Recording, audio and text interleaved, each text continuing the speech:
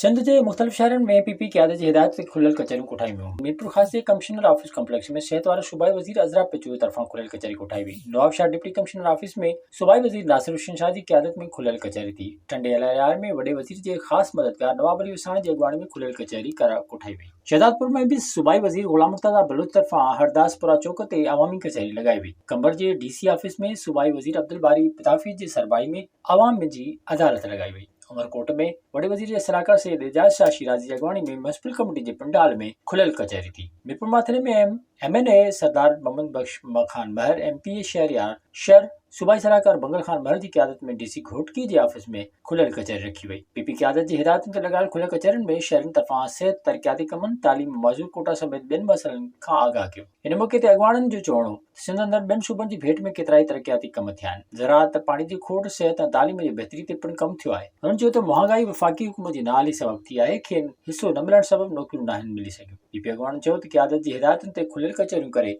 शिकायतूं ख़त्म कयूं वेंदियूं। विज़िट कयो अवामी आवाज़ मीडिया ग्रुप जी वेबसाइट awamiawaz.pk